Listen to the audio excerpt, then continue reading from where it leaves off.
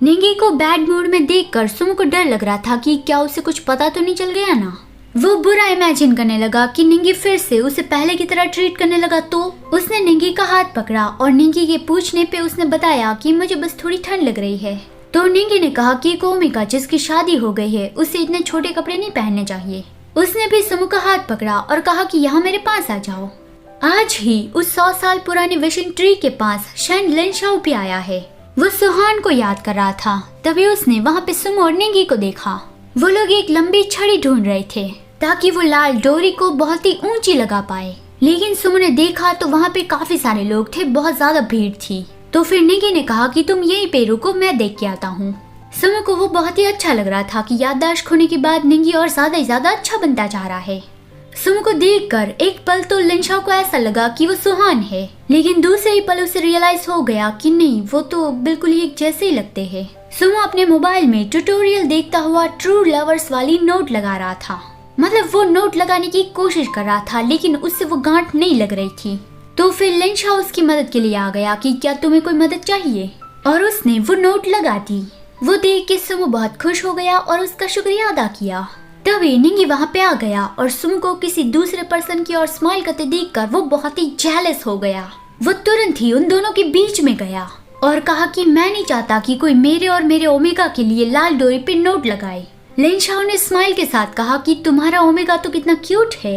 ये सुन के निंगी और ज्यादा गुस्सा हो गया और फाइट के लिए रेडी हो गया। तो सुमो उसे रोकने लगा कि निंगी चलो ये लाल डोरी लगाने चलते हैं, नहीं तो फिर हमारे लिए जगह नहीं बचेगी। और वो लिनशाओ को थैंक्स कह के जाने लगा। फिर वो लाल डोरी लगाने की कोशिश कर रहा था, लेकिन उस छड़ी की मदद से भी वो बहुत ही ऊंचाई तक नहीं पहुंच पा रहा था और निंगी भी गुस्से की वजह से उसकी मदद नहीं कर रहा था। सुमो उसके पास आया कि प्लीज मेरी मदद करो। ऐसा कहते हैं कि हमें ये साथ में ही लगाना होगा तभी ये काम करेगा। निंगी कहता है कि मेरे ओमेगा ने अभी किसी अनजाने आदमी से बात की। सुमो कहता है कि मैं उससे वैसी बातें नहीं कर रहा था, वो बस मेरी मदद कर रहे थे।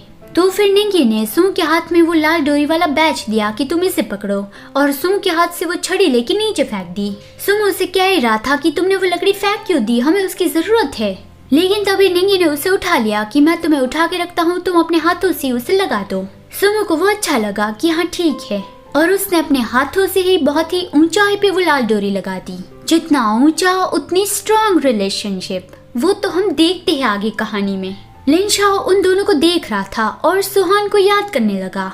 फिर अगले सीन में सुमो और निंगी घर पे थे और निंगी उनसे नाराज था कि मुझसे दूर रहो, मत छुओ। सुमो उसे मना रहा था, लेकिन निंगी ने कहा कि इससे काम नहीं बनेगा।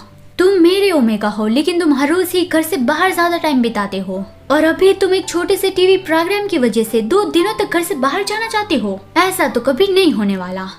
सुमो उसे समझाने की कोशिश कर रहा था कि जैसे काम पूरा होगा मैं तुरंत ही वापस आ जाऊंगा, मैं बस 3 दिनों के लिए ही बाहर जा रहा हूँ।